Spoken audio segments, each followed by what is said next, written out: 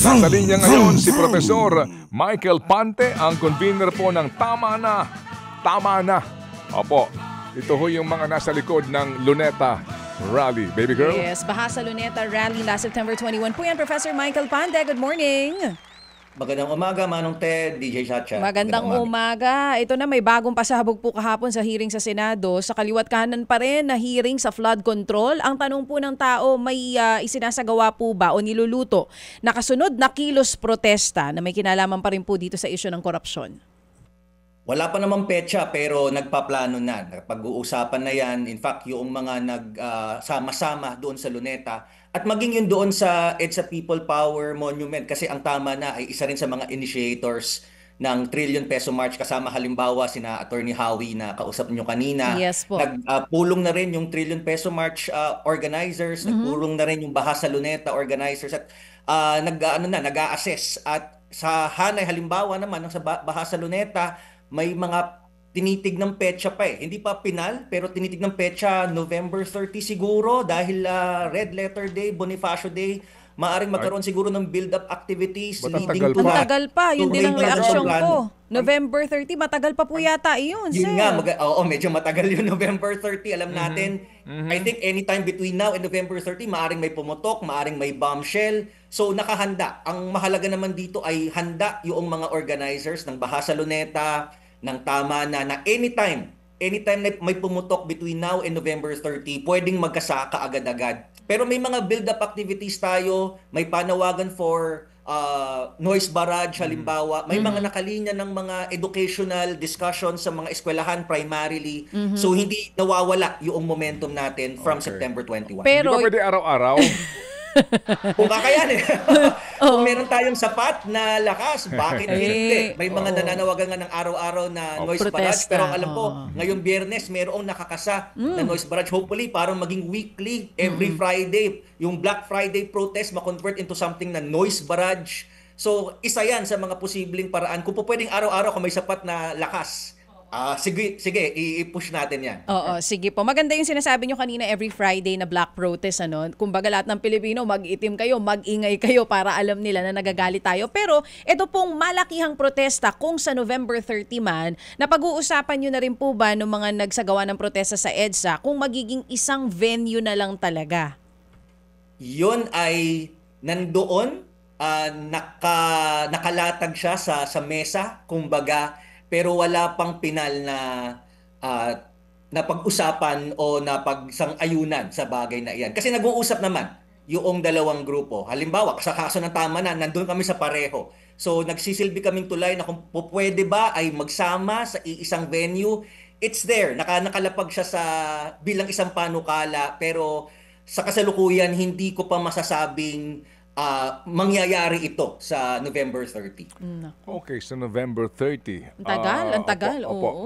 Medyo matagal pa nga. Pero malay natin, kung may bombshell halimbawa, panibago na namang testimonya na talagang gigimbal sa atin, hindi malayong mangyari na yung nakuhang momentum from September 21 sa isang biglaang patawag. Kasi yung September 21, ano lang yun 10 days na preparation eh. So kung may isa na namang nakagimbal-gimbal na testimonyang lumabas, tingin ko, kung ano yung mga natutunang leksyon from September 21, pwedeng ma-replicate yun in a matter of a week siguro at makapaglunsad ng isang malaking pagtitipon even before November 30. Prof, hindi ba kagimbal-gimbal yung kahapon?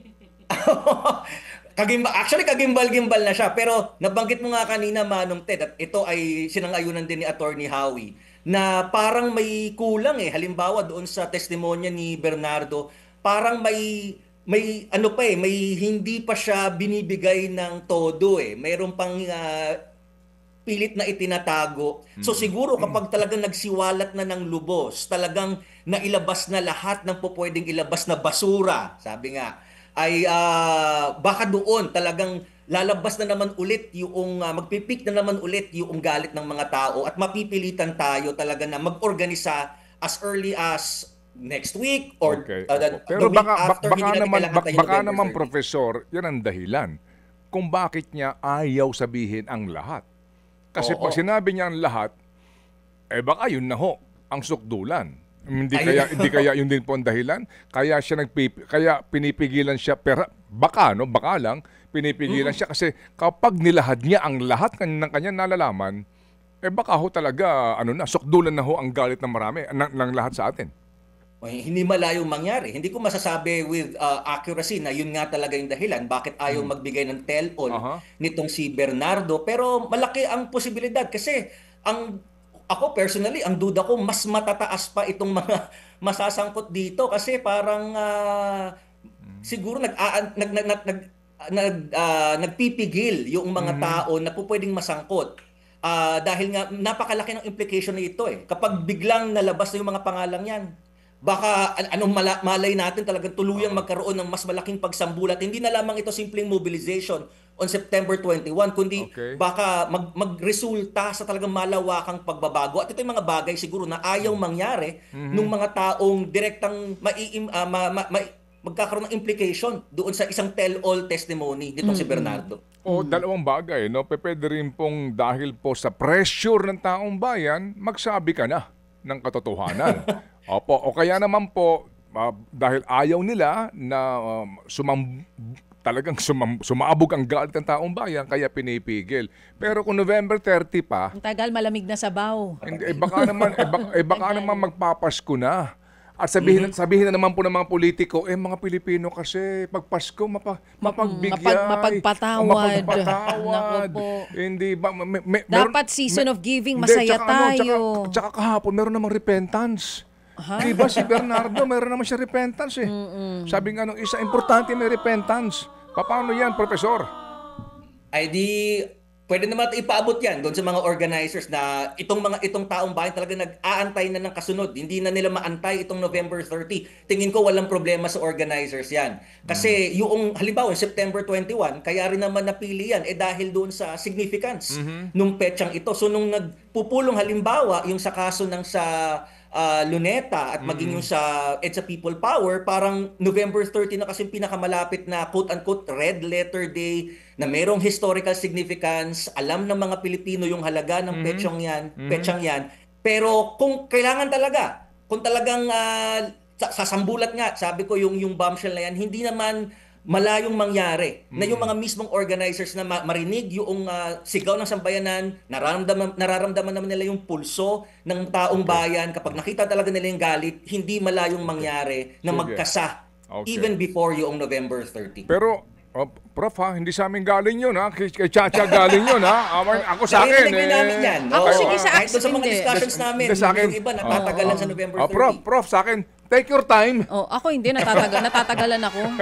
Prof, sabihan nyo lang kami kasi kami, always ready kami. Ito nga, hindi ko na hinuhubad yung suot kong t-shirt nung linggo Hindi ko na pinapalaban. Para maramdaman nilang galit ako. Yun ang protesta ko hanggang sa mamaho ako. Ako naman hindi. Pati brief ko may marka na. Kita mo? Ikulong mandarambong. Tapos yung puweta ng brief ko, yung mga mukha na mandarambong. Yan. Kita nyo, nabanggit nyo na yun. Parang araw-araw ko naaalala. Kanya-kanya tayong pakita ng kanya-kanyang protesta, whether yun ay sa brief, or sa white ribbon, or sa noise barrage. Lahat yan ay makakatulong para nga Profesor na kaibigan buong sambayanan galit na galit na. Profesor, meron nga ako negosyanteng kilala ko baka lang ho siya, nagtanong nga sa akin, baka pwede ba siya makulong kapag ginawa niya. Ano ba yun? Yung urinal ng kanyang restaurant, lahat daw ho ng mga mukha naman darumbong na ando sa urinal. Alam mo, para pag iihi mo, pag feeling mo iniihian mo sila. Well, kanya sabi naman ko, yun mag-consult ka ng abogado. Freedom of expression yata yung kasi merong isang funeral na nilagay niya yung pangalan ng ilan sa sangkot. Doon sa labas, yung kunwari yun ang patay na sila. Nilagay niya yung pangalan na kunwari sila ang nakaburol doon. May ganon. Meron ang gumawa. Saan? Hindi ko alam kung saan eksaktong lugar pero trending siya ngayon. Dito sa Pilipinas, funeral parlor, nilagay niya yung pangalan ng dalawa sa sangkot. Doon sa labas, kunwari sila ang nakaburol. Yun daw ang way niya ng protesta. Makakasuhan po ba pagka ganun nga, Prof? O, di ba kasi Attorney Howie ang dapat nga private property kasi nila yun kasi tama. Isa naman, sumubok naman yung isa, nilagay yung picture ng kanya kinamumuhian. Saan? Doon sa urinal, pero dahan-dahan nawawala yung buhok. Para naaagnas yung picture. Frustrated na kasi, tsaka galit na yung mga tao, kaya ganyan. Kasi nga, naka-drawing lang. Anyway, walang kinalaman si Professor Wala. doon. Pero sige, Professor, balitaan mo kami kasi, again, okay naman po yung November 30, pero ako mismo Anong okay? bilang... Sabi mo, akala ko ba okay hindi? naman, pero ako nga bilang isang gigil na, Okay. better po sana kung kaya, ngayong Oktubre na, total October naman na po next week, baka kailangan din na natin antayin pa yung any special Dalawang buwan. holiday or day. Dalawang Ang buwan tagal pa. po matagal po, baka akala nila okay lang sa atin lahat ng nangyayari. Yun naman Pwede ay, naman po ipaabot yun yan. po ay suggestion lang naman po, Professor. Ano? At ito din ang sinasabi ng ilang Pilipino dito. Sabi po ng mga nasa comment section, wag naman sanang November 30 pa, masyadong matagal na. Yun ang sabi, Okay. Professor. Ano po, point well taken at napakaganda naman talaga ng suggestion na iintindihan natin Baka daw na nakatakas na po baka lahat ng mawala nga mandarambong. yung momentum kung masyadong matagal eh. Oo, yun ang sabi po. Baka daw nakatakas na lahat ng mandarambong pagka November 30 pa. Iba- Opo. iba talaga ang Ipapasa po Pilipino. natin yan sa mga organizers. Ang parehong Luneta mobilization at maging nung People Power Monument Sige. mobilization. So ang ating balita ngayon, pinag-iisipan pa nila kung kailan actually. Pero ang target date daw po, November 30. Okay, kapag nakaalis na ho silang lahat. Huwag naman. Salamat po na marami, Professor, sa inyo pong pag-update po sa amin. Thank you. Wala Thank po nga you. naman. Maraming salamat rin sa pagkatapos. Yan nga Thank po. you. Okay. Mga kapatid, brothers and sisters, saan ka pa? Dito na tayo sa totoo.